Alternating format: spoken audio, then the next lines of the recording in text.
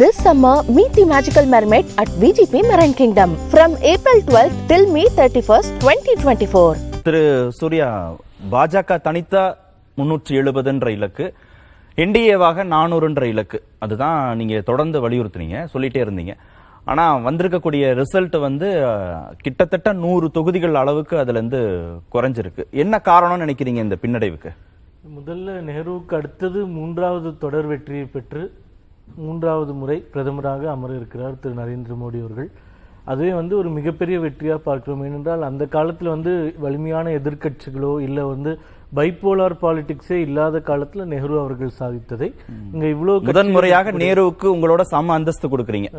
இல்ல அந்த record equal பண்றாருன்னு சொல்றேன். பட் அப்ப வந்து பைபோலார் பாலிடிக்ஸ் கூட கிடையாது. காங்கிரஸ் தான் பெரிய கட்சி, மீதி கட்சிகள்லாம் சிறிய கட்சிகளா இருந்தன. இன்னைக்கு வந்து இவ்வளவு கட்சிகள் இருக்கக்கூடிய சூழ்நிலையே நரேந்திர மோடி அவர்கள் இதை சாதித்திருக்கிறார் என்றால் அதுவே ஒரு மிகப்பெரிய வெற்றி. நீங்க கேட்ட கேள்வி உண்மைதான். நாங்கள் வைத்திருந்த டார்கெட்டுக்கு மேட்சா இந்த இடங்கள் கிடைக்கவில்லை என்பது வந்து உண்மையான விஷயம்.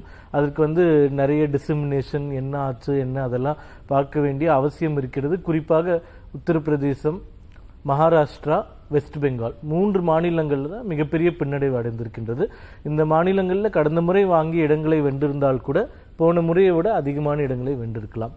ஆனால் அடிஷனலாக ஒடிசா, தெலுங்கானா போன்ற மாநிலங்களில் ஒரு மிகப்பெரிய வளர்ச்சி ஏற்பட்டிருக்கின்றது. ஒடிசா, தெலுங்கானா போன்ற மாநிலங்கள் நாங்கள் இதற்கு முன்பு பெரிதாக வெற்றி பெறாத மாநிலங்கள். இதே பெங்காலோ உத்தரப்பிரதேசம் ஏற்கனவே வெற்றி பெற்ற மாநிலங்கள். அதுல கோர்ஸ் கரெக்ஷன் பண்ணா மீண்டும் வருவதற்கான வாய்ப்புகள் நிறைய இருக்கு. ஆனா இந்த புது டெரிட்டரிஸ்ன்னு அக்வயர் பண்ணியிருக்கிறது வந்து ஒரு முக்கியமான ஒரு பார்வையா. வேலைவாய்ப்பின்மை, விலைவாசி உயர்வு, மத அடிப்படையிலான பிரச்சாரம் உங்களை கீழே இழுத்திருக்கு. சாதிவாரி கணக்கெடுப்பு, சமூக நீதி அப்படின்னு பேசின இந்தியா கூட்டணியை மேல தூக்கி இருக்கு. அப்படி பார்த்தா பீகார்ல அதனுடைய பிரதிபலிப்பு கிடையாது. பீகார், உத்தரப்பிரதேச 2ல தான் வந்து இந்த முக்கியமா இந்த சாதிவாரி கணக்கெடுப்பு, இந்த மாதிரி ஒரு சமூக நீதி விஷயங்கள் எல்லாமே மெஜாரிட்டியாக பேசப்பட்டது. இப்ப பீகார்ல வந்து 40 இடங்கள்ல 31 இடங்கள்ல எங்கள் கூட்டணி வென்றிருக்கின்றது. மிகவும் எதிர்பார்க்கப்பட்ட லாலு பிரசாத் அவர்களுடைய கட்சி 5 இடங்களில் தான் வெற்றி பெற்றிருக்கிறார்கள். உத்தரப்பிரதேசத்துல வந்து மிகப்பெரிய வீழ்ச்சி தான் இருந்தாலும் சற்றேறக்குரிய பாதி இடங்களை ஜெயித்திருக்கிறோம். பாதி இடங்கள்ல இந்தி கூட்டணியினுடைய கட்சிகள் ஜெயித்திருக்கிறார்கள். இதுல வந்து 2-3 விஷயம். ராமர் கோவில் போன்ற விவகாரங்களே உத்தரப்பிரதேசத்துல கை கொடுக்கலையா? இல்ல, கை கொடுக்கலன்றதை தாண்டி நாங்க என்ன நினைக்கிறோம்னா 1980கள்ல இருந்து தொடர்ந்து எங்களுடைய தேர்தல் அறிக்கையில நாங்க சொல்லிட்டே வரோம். அது ஒரு மெயின் இஷ்யூவா, கேம்பெயின் இஷ்யூவா கொண்டு வந்தது பிஜேபி தான். மற்ற எந்த கட்சியும் அவர்களுடைய தேர்தல் அறிக்கையிலோ அது ஒரு பிரதான கோரிக்கையாவோ வைக்கவில்லை. இப்ப 2019 தேர்தலில் இதே உத்தரப்பிரதேசத்துல ராகுல் காந்தி அவர்கள் கேம்பெயின் செய்யும் போது சொன்னாரு, இவர்கள் எந்த காலத்திலும் ராமர் கோயிலை கட்டவே மாட்டார்கள். ஏன் கட்ட மாட்டார்கள் என்றால் அவர்களுக்கு இது வந்து ஒரு பர்னிங் இஷ்யூ, எப்பயுமே இதை வந்து எரிய விட்டுட்டே இருப்பாங்க, இதற்கு தீர்வை பிஜேபி என்னைக்குமே கொடுக்காது அப்படின்னு சொன்னாங்க. ஆனா அந்த மாதிரி ஒரு 500 ஆண்டு கால பிரச்சனை, கிட்டத்தட்ட 40 ஆண்டு கால அரசியல் பிரச்சனை, அதற்கு வந்து ஒரு தீர்வு கொடுத்து ஒரு கோவிலை கட்டி அது முடிச்சதுல எங்களுக்கு வந்து ஒரு தார்மீக அடிப்படையில ஒரு கடமையை முடித்ததை போன்ற ஒரு உணர்வு. கோயில் கட்டப்பட்ட அயோத்தி இருக்கிற ஃபைசாபாத் தொகுதியிலேயே உங்களுக்கு தோல்விதானே? தோல்விதான், அது இல்லைன்னு மறுக்க முடியாது. பட் ஃபைசாபாத் தொகுதி, அந்த அயோத்தியா இருக்கக்கூடிய தொகுதி வந்து உதாரணமா ஒரு லக்னோ தொகுதி மாதிரி கிட்டத்தட்ட ஒரு 30 ஆண்டுகள் 40 ஆண்டுகள் தொடர்ந்து பிஜேபி ஜெயிக்கக்கூடிய தொகுதி கிடையாது. அந்த டெமோகிராஃபின்னு பாத்தீங்கன்னா அயோத்தியா வந்து அதுல ஒரு தொகுதி தான், மீதி 5 சட்டமன்ற தொகுதிகள் அதை சுற்றி இருக்கின்றன. அதுல கடந்த 6 தேர்தல்களில் பாத்தீங்கன்னா 2 முறை தான் வெற்றியை பெற்றிருக்கிறோம் நாங்க, குறிப்பா 2014-19. அதனால அது எப்பயுமே ஒரு ஸ்ட்ராங் பாஸ்டியனா இருந்ததில்லை.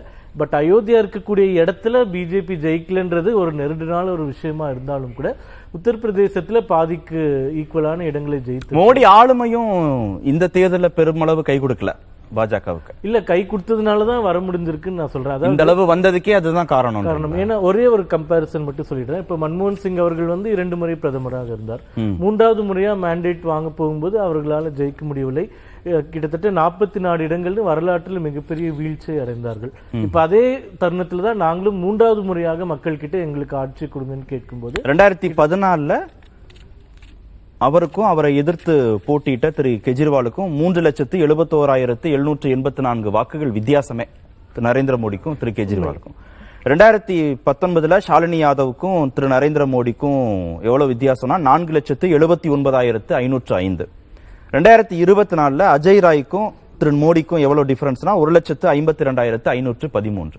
டிஃபரன்ஸே குறைஞ்சிட்டே வந்துருக்கு. அந்த மார்ஜின் குறைந்திருக்கிறது இருந்தாலும் வெற்றி தான். பல இடங்கள்ல இப்போ நீங்க வந்து இண்டோர் மாதிரி தொகுதியோ, விதிஷா மாதிரி தொகுதியோ, காந்தி நகர் மாதிரி தொகுதியோ பாத்தீங்கன்னா 7 லட்சம் 8 லட்சம் வாக்குகள் வித்தியாசத்துல, எனக்கு தெரிஞ்ச ரெக்கார்டு வந்து விதிஷால சிவராஜ் சிங் சௌஹான் அவர்கள் 8 லட்சம் வாக்கு வித்தியாசத்துல ஜெயிச்சிருக்காரு. இல்ல அமித்ஷாவே 7 லட்சம் வாக்குகள் வித்தியாசத்துல ஜெயிச்சிருக்காரு. இப்போ இந்த 245 தொகுதின்னு நினைக்கிற லீடிங், அது வந்து கிட்டத்தட்ட 150 தொகுதிகள்ல 50%க்கு மேல ஓட்ஸ். அதாவது இந்த குஜராத், மத்திய பிரதேஷ், சத்தீஸ்கர், ஜார்க்கண்ட் இந்த மாதிரி ஏற்கனவே வலிமையாக இருக்கக்கூடிய மாநிலங்கள்ல தொடர்ந்து எங்க வாக்கு வங்கி நிரூபிக்கப்பட்டிருக்கிறது. உத்தரப்பிரதேசத்துல பின்னடைவு தான், பட் இருந்தாலும் 2004 மாதிரி ஆகவில்லை அப்படின்றதையும் சுட்டி காட்டு விரும்புறேன்.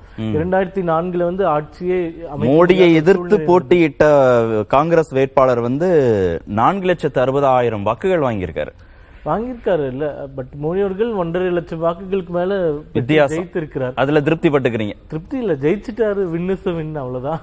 இருந்தாலும் இப்ப வந்து 3வது முறையாக ஆட்சி அமைக்கிறோம் அப்படின்றதுல மிக மகிழ்ச்சி. நிச்சயமாக வரும் காலங்கள்ல இன்னும் நல்லா செயல்பட்டு அடுத்த முறையும் பிரதமரை 4வது முறையா பிரதமராக்கி நேரு அவர்கள் சாதனை வந்து முறியடிக்கணும்ன்றத ஒரு கொள்கையா. நேருவை எப்படியும் ஜெயிச்சிடணும் அப்படி இல்ல, 20 ஆண்டுகள் பிரதமரா நான் சமன்படுத்தி இருக்கீங்களேன்னு சந்தோஷப்பட்டேன். அது இல்லன்னு சொல்லி அமித்ஷா அவர்கள் சொன்னது. சரி, அதை வந்து முந்துவதுதான் எங்களுடைய இலக்கு அப்படின்னு சொன்னாரு. நிச்சயமா அதுவும் நடக்கும்ன்ற ஒரு எதிர்பார்ப்போட இருக்கோம் நாங்க. Okay. This summer, meet the magical mermaid at VGP Marine Kingdom from April 12th till May 31st, 2024.